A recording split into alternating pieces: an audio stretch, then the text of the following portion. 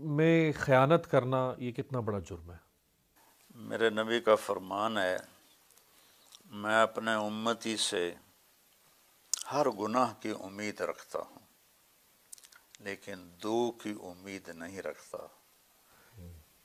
ایک وہ جھوٹ نہیں بولے گا، ایک خیانت نہیں کرے گا، خائن نہیں ہوگا۔ خائن نہیں ہوگا۔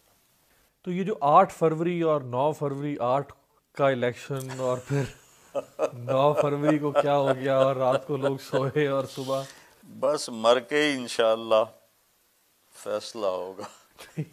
مرنا تو سب نے ہے نا، مرنا تو سب نے ہے۔ سعید ابن جبیر رحمہ اللہ آخری شخص تھے جی جس کو حجاج نے قتل کیا، آخری شخص تھے۔ اس کے بعد وہ کسی کو قتل نہیں کر سکا، اس کی حالت ہی وہ نہیں رہی کہ وہ قتل جی کر 40 دن بعد 50 دن بعد مر گیا وہ۔ تو کہنے لگا تمہیں کیسے قتل کروں، اس سے پوچھ رہا ہے۔ پوچھ رہا ہے۔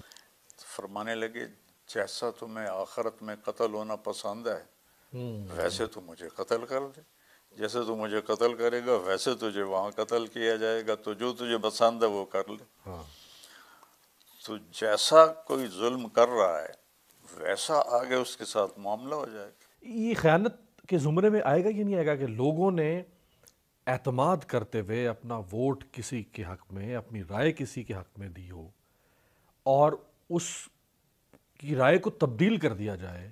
یہ تو بہت بڑی خیانت، بہت بڑی خیانت۔ ساری دنیا میں ہم بدنام ہو گئے ہیں، کیا پلے رہ گئے، زبردست خیانت۔ اس طرح پھر چل جاتی ہیں چیزیں، پھر نظام، نہیں چلے، ریاستیں۔ نہیں چلے، تو اللہ کے قانون کو چیلنج ہے نا۔ اللہ نے اس دنیا کو خود کنٹرول کیا ہوا ہے، بادشاہی اللہ کی ہے۔ للہ ملک السماوات والارض للہ الامر من قبل ومن بعد ان القوۃ للہ جمیعا قل اللہم مالک الملک۔ یہ ساری آیات بتاتی ہیں کہ یہاں شہنشاہی اللہ تعالیٰ کی ہے۔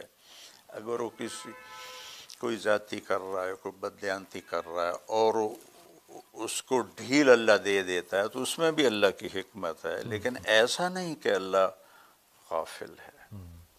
یہ تو نہیں ہو سکتا کہ شمر و حسین ایک کرسی پہ بیٹھے ہوں ہو سکتا، بروز محشر، یہ تو نہیں ہو سکتا۔ تو ایسے ہی تو مولانا صاحب، ہم نے باہر تو بورڈ یہ لگا کے رکھا ہوا ہے کہ اس ملک میں ایک اسلامی جمہوریہ پاکستان رہتا ہے، اور اندر پھر ایک جمہوریت کا ایک نظام ہے، وہ ایک 5 سال کی مشق ہے، لوگ اس حق کا استعمال کرتے ہیں اور وہ رات کو کچھ اور ہو جاتا ہے۔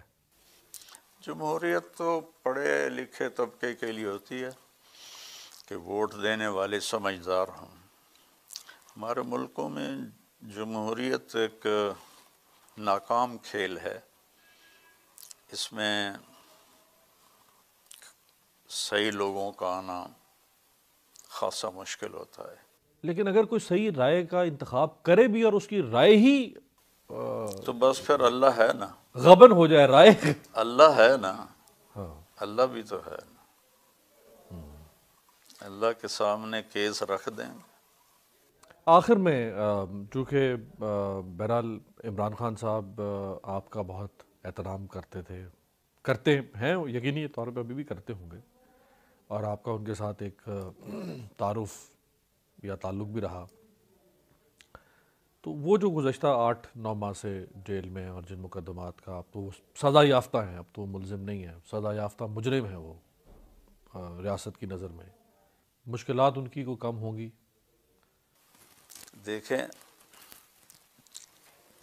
رات کتنی لمبی ہو جائے نا، صبح ضرور ہوتی، یہ اللہ کا نظام۔ جب اندھیرا حد سے بڑھتا ہے تو اللہ صبح صادق کو لے آتا ہے، پہلی کا چاند نظر آ جاتا ہے، تو ہر رات کی سویر ہے، اس رات کی بھی سویر ہوگی۔ ہماری زندگی میں ہو جائے تو ہم بھی اللہ کا شکر ادا کریں گے کہ ہم نے بھی دیکھ لی کوئی صبح۔ ہم چلے گئے تو صبح نے ضرور ہونا ہے، اور ظالموں نے اپنے انجام کو پہنچنا ہے۔ کہ یہ کھیل اللہ نے کسی کے ہاتھ میں نہیں دیا کہ وہ کائناتی فیصلے کرے، یہ اس کے ہاتھ میں ہے۔ یہ نا فرعون نے کتنا زور لگایا کہ موسیٰ کو قتل کر دیا جائے، 70,000 بچے مار دیے۔ موسیٰ پیدا ہو کے رہا اور اس کے گھر میں ہی پل اس کے کے رہا۔ گھر میں پلا اور اس کے منہ سے نکلا یہی ہے میرا قاتل، نہیں مار سکا کہ اللہ کا غیبی نظام چل رہا تھا۔ غار ثور میں کوئی پردہ نہیں تھا، وہ سارے دروازے پہ کھڑے ہیں اور اللہ نے آگے اپنا پردہ ڈال دیا، ان کو نظر ہی نہیں آیا کہ اندر ہیں، نظر ہی نہیں آیا کہ اندر بیٹھے ہوئے۔ بلکہ امیہ بن خلف نے یا ابی بن خلف نے وہاں بیٹھ کر اندر پیشاب کیا تو آپ نے حضرت ابو بکر سے فرمایا دیکھو اگر یہ ہمیں دیکھ رہا ہوتا تو یہ پیشاب کر رہا ہوتا۔ ہماری قوم میں چونکہ خیانت بہت چھوٹی سطح سے چلتی ہے اور اوپر بادشاہوں تک جاتی ہے، ریڑھی والا بھی خیانت کر رہا ہے، گلے ہوئے پھل ڈال دیتا ہے۔ میں نے ایک ویڈیو دیکھی، مجھے ہنسی بھی آئی دکھ بھی ہوا، تو وہ ایک آدمی ریڑھی سے آم لے رہا ہے تو وہ ریڑھی والے نے ایسے کیا ہوا ہے شاپر، تو اس کو آم دیتا ہے تو وہ آم لے کر شاپر سے گزار کر ریڑھی پہ ڈال دیتا ہے اور خود جلدی سے ایک چھوٹا آم اٹھا کے اس میں ڈال دیتا ہے۔